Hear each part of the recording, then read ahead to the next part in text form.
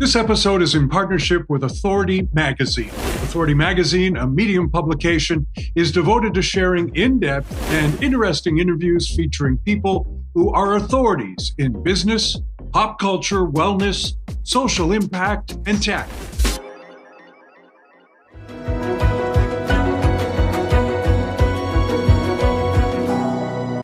Today we are talking with the GOAT, legendary football player inducted into both the Canadian Football Hall of Fame and Georgia-Florida Game Hall of Fame.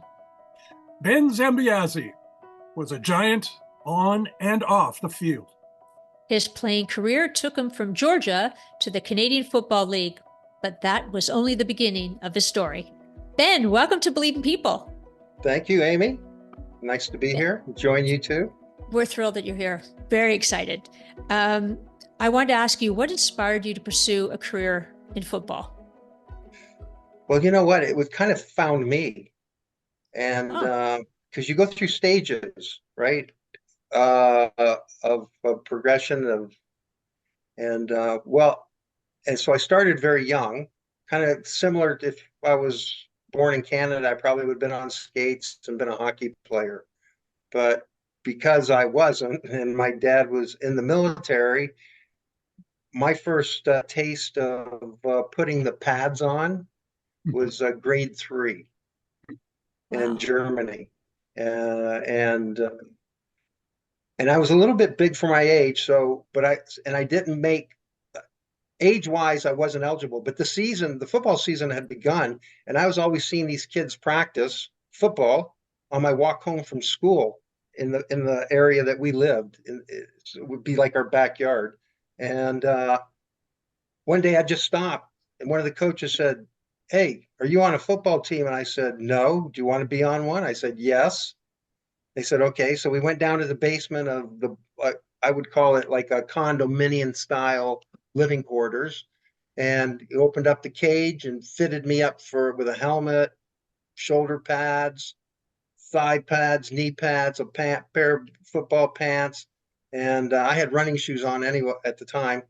And that was my first taste of football. And I came home with this equipment, and my mom, she said she couldn't believe. She goes, "Where'd you get that?" I said, "Well, this team in the back's practicing, and they asked me to join, and I said yes. And next thing I know, I'm on a football team." And I only got to play in like 2 or 3 games. They were towards the end of the season, but it was a fun 2 or 3 games. And that was my first taste. And then I didn't play for grade 4 or 5. And next time because where we moved to, they didn't have football.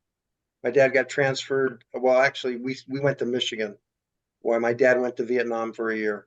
But it was like 2 football seasons. So I didn't play football. It wasn't again until I put the pads on, was grade 6 in Georgia. My dad got transferred to Georgia, the state I was born in.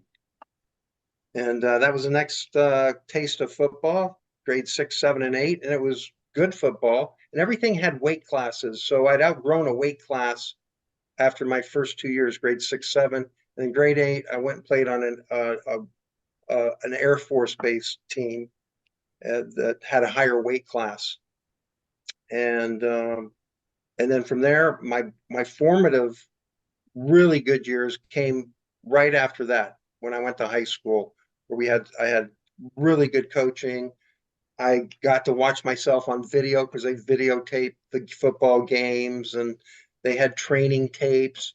Don Shula was sponsored by Coca-Cola, and he had his players, and they were doing fundamental type stuff. So we put the 8mm on the screen, and it was a lot of fun. And that was kind of where I got hooked for good. And as I progressed, I improved and got a little bit bigger each year and a little bit better, and just went through those kind of stages of progression until the end of my high school. We had what was called a spring jamboree. We always had spring football, but we would play amongst the schools within the area that I lived. And my school was in Macon. We were living in Warner Robins, which was about 15 miles, 15, 20 miles south of Macon. We used to bus into school. A whole lot of us used to bus into school. It was a Catholic school that I went to, Mount DeSales in Macon, Georgia. And we played in this jamboree and did very well. And we were in a very small class because our whole school, our student body was less than 400 students. And we were Wow. playing schools that had like 2,500 students, 1,200 students. So they were in a higher class, like a 4A. But we were in a class C, and then we got bumped up to a class A. But during that jamboree, a guy that became famous. He was a well-known coach, Jerry Glanville. He was at Georgia Tech, and he saw me and wanted me to come play fullback for their team. And so at that point, I started getting recognized from Georgia Tech and Georgia, University of Georgia, and they were keeping tabs on us. But we had a very successful high school football team. We had a very good program. We won 3 state championships while I was there, and I got an offer to play football, a scholarship offer where full ride, Hmm. tuition, room, board, food, the whole shebang. So that happened my at the end of my senior year, and I ended up taking a scholarship offer to Georgia, University of Georgia, Do and you that was find or do you think in any way because you moved around quite a bit as a young man or a boy, the fact that your father was serving overseas, including in Vietnam, that did the camaraderie of football, of being on a team, those sorts of things help you build as a man?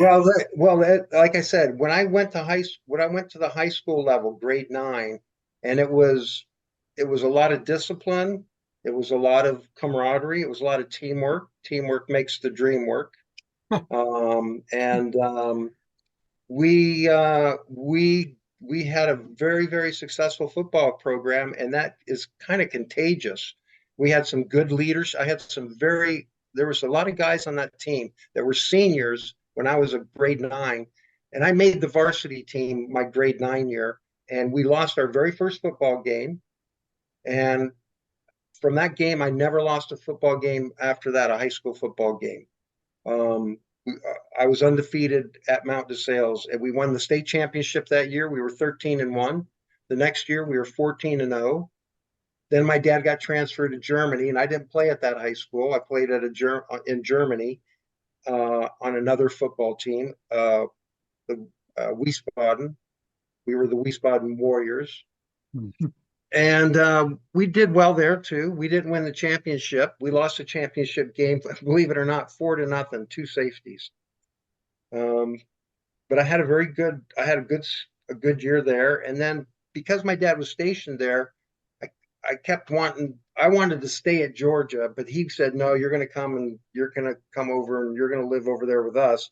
But my senior year, he finally was convinced that I should go back. I convinced him that I should go back to the same high school that I was at, uh, and go to school and try to get a scholarship. So I lived with a family in Macon, Georgia, and they kind of took me in as a boarder, and I became like a son to them. And they had 3 young boys. One wasn't even in school, and 2 younger ones, not younger than the one not in school, but they were like grade 3, grade 1, and not even kindergarten. So I lived with them that year while my parents lived in Germany, which was quite the experience. Because I And Ben, had two, is this with your siblings too, or your other I had siblings myself from my real family. I had 2 sisters and 2 brothers younger than myself. I was the oldest of 5, and they were all in Germany while I left the house and went and went to Macon and lived with this family. But I would come back at Christmas and I would come back at summer, and I would stay the summers, and I came back at Christmas holidays. During that time, I was staying there, and then I got a scholarship. And my freshman year in university, my parents were still in Germany, but I would leave and come back. I would, at the end of the semester. My freshman year, I came back for Christmas, and at the end of my freshman year, I went back for the summer, and then came back. Then he got transferred to Alabama, Montgomery, Alabama, and I came back with him then. And but I was entrenched in the whole thing. So I was at the University of Georgia. I made the varsity there. And then through the spring practice, I wasn't a starter my freshman year there at Georgia, but I was my sophomore, junior, and senior year. I became a starter my sophomore year, uh, and we had a very successful program at Georgia while I was there. We went to the Cotton Bowl my sophomore year. We went to the Sugar Bowl and played for the national championship against Tony Dorsett, Pittsburgh Panthers. My junior year, and my senior year, we didn't do so well. We were in the toilet bowl. Hey, Ben, it takes an incredible amount of discipline and determination to get to where you are. You're the GOAT. I mean, you are the greatest of all time. And there's so many accolades beside your name. And I just want to know, did you have like a social, like, what was it like? Was this from your dad, the discipline you get from your dad? And did you have a social life? And tell us about that. I had a big social life. Yeah, it became more social when I went to university. The best 4 years of my life. When you don't have parents, you don't have a curfew. I mean, we had a curfew, but you broke it. It was self-discipline, right? Yeah, and that was yeah. And I had a very loving mom. I had a very strict father, military style, but very fair. Like, I'm so glad I had that. Otherwise, because you can go stray, you can stray off, right? And I had younger siblings too that they looked up to. So I had a responsibility there to kind of lead by example. But it was quite the it was it. I've had a Cinderella life. There's no question about it. I played through some injuries. I had some injuries. I got hurt in Germany. I hurt a knee in Germany that I'm going to have replaced this November. Finally, that set me back a little bit, but I played through that. You got to learn to play hurt, I've learned to play hurt. And then Georgia had 3 outstanding years as a starter. I led our team in tackles. In fact, if you look up, I have still on the tackling record at Georgia, which I think still do, right? It still stands. That record, that record will probably stand for eternity, only because they don't stay in school that long. If you're good, they're gone after 2 years. Right. And they don't run the ball like they did back in the 70s, like 75, 76, 74, 5, 6, and 7. Everybody was running the football. They weren't pass happy like they are now, right? Mm-hmm. The balance. They don't have they didn't have, it was just old school football. So yeah, that's a record I'm very proud of. But I also had a lot of unselfish players playing. The scheme of our defense was set up for linebackers to make the tackles. So they took on blocks in the front of the line. So I had a lot of very unselfish players playing in front of me, and yeah, it was quite the experience at Georgia. That was, like I said, those were the 4 best years of my life. Was turning pro any different? Turning pro, yeah, you're making a paycheck. You're working for it's a job. I didn't approach it that way though. I approached it as, serious business and wanted to improve. And I had a lot of success. I had never trained so hard. What happened was I did get drafted in the NFL, 10th round my senior year. I thought I'd get drafted in the first 4 or 5 rounds, but I didn't. So I was deeply disappointed on the first day of draft where my name wasn't called by any team. And a 10th round pick is probably, towards the end, that they're not really, you're just going in to be a body at training camp if you're a 10th round pick. But I got picked by the Chicago Bears, 10th round. Walter Payton was on that team, who took a shine to me. And I had a very good training camp, I would say, but it was different than Georgia because of the schemes. It was very, it was a lot of education, a lot of adjustments that you had to make based on formations you would see. And I wasn't really, and I thought I'd make the team and I would work into that. And I would make the team on special teams, but that didn't work out. They needed players that could play. And Buddy Ryan was the defensive coordinator. And Buddy Ryan had a philosophy: you can play rookies, you just can't win with them. However, I thought I had an outstanding camp. I got to play one exhibition game, the first exhibition, which was I still remember. We played against the Oakland Raiders, and on the other side of the field at Soldier Field, there was the famous coach John Madden, and their quarterback was from Alabama, Kenny Stabler. Oh my goodness. They put Stabler in at the end of the game, and I got put in at the end of the game. And they called the blitz, so I got to blitz Kenny Stabler. And a second earlier, I would have had a sack. Would get to hit him. He throws the ball, he sees me, throws the ball. I get to push him. That was quite the experience. And then the day later, after that game, I was cut. Now that was the first football. Now that was an all-time low in my life. Now it's the first time that's happened to you. That's the first time I ever got cut from a football team since I was in grade 6. Wow. Didn't get cut in high school. Didn't get cut in Georgia.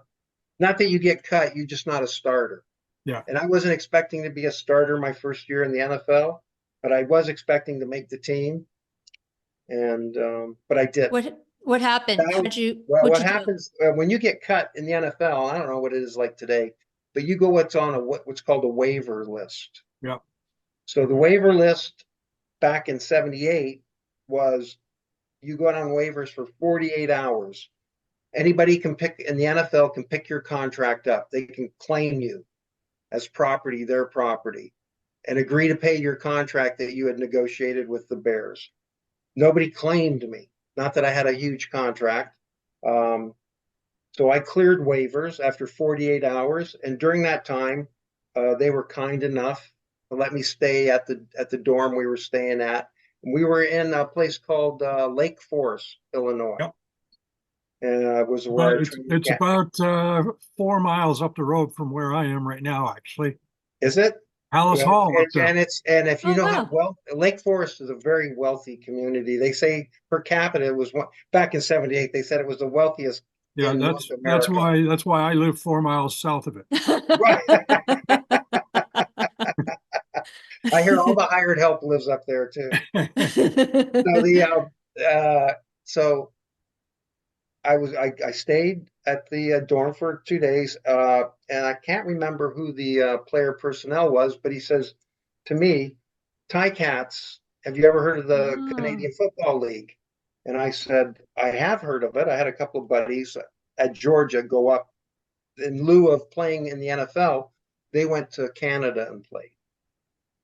Prior to me being, I also had played in the Can-Am Bowl my senior year after I played, the first Can-Am Bowl they had down in Tampa, Florida. I played in there and I had a good game there. But I didn't know anything other than that. The rules, we were playing Canadian rules, by the way. So what I really liked about the Canadian rules is you only had to stop an offense 2 times, not 3 times, to make them punt, right? So you worked a third less, right? Or a quarter less, or whatever way you want to look at it. They had 3 downs instead of 4 downs. So that was and because it's a passing game, they say. Very and I had a very good game in the Can-Am Bowl. I intercepted a pass for a touchdown.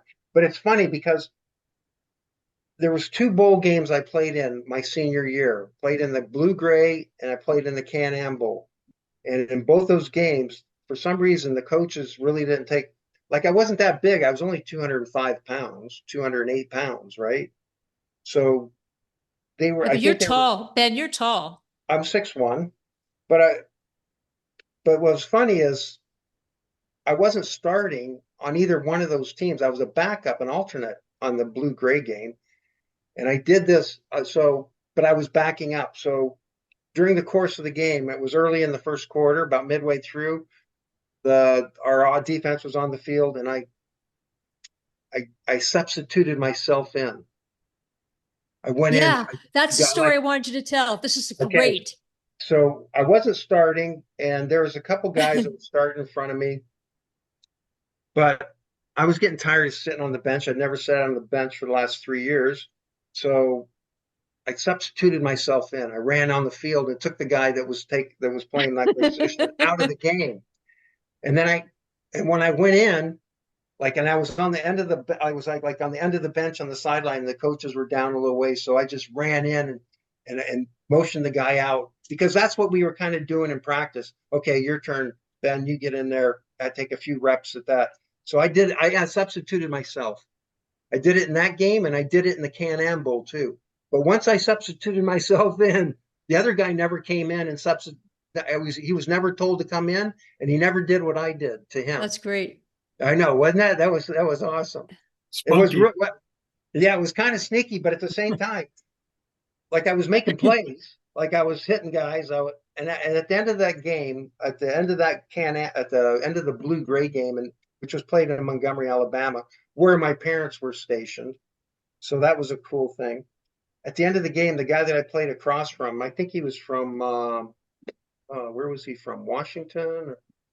Can't remember, but he was like a 6'5" guy, 6'6" guy, and about 240. I'd go probably 235, 240 anyway. Tight end, because they were running. They were, that's how the offenses were back then. I kicked his ass all over the field. I don't like to say that, but at the end of the game, he came up to me. He goes, "You're the toughest guy I've played against in 4 years at college. I think you can go to you're going to go to the next level." I said, "Well, thank you so much." I don't think we won the blue gray game though, that game, but that made me feel good. Urlacher came from Washington State, but I'm sure it wasn't him. He wasn't playing offense. I just looked him up because he's 6'4", you're 6'1". But obviously he's a household name for his Chicago Bears fans. Yeah, I was like 15 pounds and 2 inches shy of being in the NFL. Yeah. But then you went to Hamilton, which is I got for 10 years. And my rookie year, I was in 10 games. I got selected for the Eastern. I was a Shenley nominee for Rookie of the Year, and I only played in half the season. They had played 4 exhibition and 6 regular season games before I show up on the Ticats. And so in 10 games, I was like I said, I made all pro my first 6 years in the league. So I had a great career. Now I did get an opportunity to go back to the NFL. Forrest Gregg was coaching the Toronto Argonauts when I was playing for Ticats. And he was up for a year, maybe 2 years coaching the Toronto Argos, and he left and he got the head coaching job at Cincinnati Bengals. He called me up and he said, "Ben, I got a nice juicy contract, more than you're making there, to come play for me. I want you to play linebacker for me at Cincinnati." And I said, "Really?" I said, "I have to give it some thought. Can I get back to you?" He says, "Yeah, but don't wait long. Don't think. I'll give you a couple days, and then I'm going to give you a call back." And I said, "Okay." So I called. I said, "I got to discuss it with my dad." So I called my dad, and I said, "Bops, what do you think about me going from?" And this is after my 3rd year up here, so I'd been all pro for 3 years, Rookie of the Year, Defensive Player of the Year, my 2nd year. I said, "What do you think?" Forrest Gregg offered me a contract, play at Cincinnati. There was silence on the phone, and he said, "Well, I'm not going to tell you what to do, but I just think of it this: you're a big fish in a small pond, and you're going to go to a big pond, and you're going to be a little fish. So you do what you want to do. The money's great, but you're going to have to reprove yourself all over again, where you're kind of, you're established and they kind of love you in Hamilton. So I said, yeah, that's true. So I decided not to go. I stayed up, and at that point I became a landed immigrant in Canada. I applied for landed immigrant status and became a landed immigrant in 1981. And ended up staying, making Canada my home. Did you Wow. ever win And the then, Grey Cup? We won, yeah, we won one in yeah, they won. 86. I went to 4. We went to a Grey Cup in 1980. We lost to Edmonton. Went to a Grey Cup in 83. No, I'm sorry, 84. We lost to Winnipeg. Went 85. We lost to BC. And then 86, we beat Edmonton. Yep. And Wow. that's the famous Harold Ballard bought the team. Harold Ballard bought the team in 1978. When he bought the team prior, he was a rookie owner the year I was a rookie player. That's awesome. 78. And the reason he bought the Hamilton Ticats is because the league, these boneheads, the league said you can't own 2 professional franchises in the same city. He owned the Maple Leafs and he wanted to buy the Toronto Argonauts, and they wouldn't sell it to him. I think Molson's owned them, and they kept them. Yeah. I think that's what was happening, or I think it was Molson's at the time. Wow. Hey, Ben, wow, this conversation went so fast. Before we end with our final question, I want to ask you, what do you miss about football? Because you light up when you talk about football. Well, it's the relationships you build, your teammates, and you learn to coordinate with, either 11 or 10 other guys on the football field, all having the same desire, and that's win the championship. That's to go out and kick the shit out of the team you're playing, and then get to watch it the next day on video, and then go out and celebrate with your friends. Like it's that kind of camaraderie, doing something with a common goal, right? With a bunch of people. So that's what I like, working as a team. It was a lot. You did a little bit more when you were in high school. It wasn't until I moved to the university level that you only played one way, either defense or offense, right? And so it was that. Why'd you stay in Canada? Well, it was I had a job. It was a job, and I became part of the community, part of the Hamilton community at the time. And yeah, I did a couple of businesses here too. I had a cookie business, with a partner that was also my girlfriend, and that went really well. But her and I split up, and I got the crumbs. She got the business. Well, I thought thought you were going to say, because yeah. I thought you were going to say, if you got the crumbs, that you're in Hamilton, so you'd go and celebrate at Tim Hortons. But, yeah. The story for another day. Amy, what is that magic question that we ask our guests? Well, actually, so usually, Ben, we ask, because this is believe in people, why do you believe in people? But I'm going to turn it around, because I want to know if you can let other people know, because you're so determined and motivated. Why should other people believe in themselves? Well, that's what you have to look. You have to look at the man in the mirror, right? You should believe in yourself, and don't, and you have a dream. Have a dream of what it is. Follow your passion. You got to find something that you love doing. Otherwise, it's called a job, and it's work. Yes, it was a lot of work to be a good football player, right? Getting up and training and putting time in and eating the right diet and putting in the track work, the necessary stuff.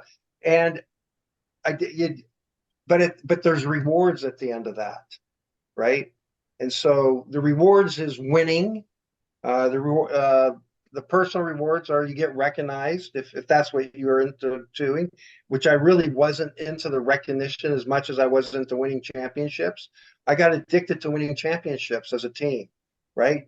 Early on in my life at high school, 3 state championships, SEC championship at Georgia, and the ultimate goal is to win the Grey Cup when you're playing professional. It would be the Super Bowl if I was playing in the NFL. Yeah. But, and we're going through it right now with the hockey. We're down to the final 4 teams, right? And exactly, that's what it is. That's the payoff of all the hard work to sip from Earl Grey when I was playing in the CFL, and wear that championship ring, right? With a Grey Cup champion, or the national championship ring, or the SEC championship ring.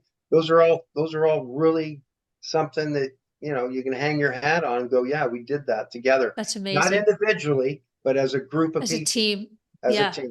As a team. Ben, thank you so much for being on our podcast today. We are really appreciative of that.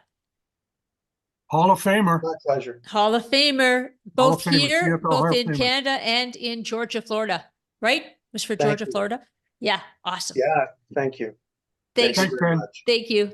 Thank you. Well, what an interesting guy, primarily because, we all know what football is when we watch it on TV, but the amount of dedication and drive and everything that you have to have in order to make it. And then what happens if you don't make it all the way? You make it another way. And I really enjoyed that half hour speaking with Ben. Yeah. And Ben, he's got such an amazing determination and grit that, as a matter of fact, I'll just be completely honest. I do not follow football, but actually speaking to Ben makes me want to follow football. That's how empowering and impactful he was. If you're from Hamilton, Ontario, then I'll just say, Oski wee wee, Oski wawa to you too. And, if you like Oski wee wee, subscribe to our podcast. We'll have another interesting guest next week for you to meet. Thank you very much. Thanks, everyone.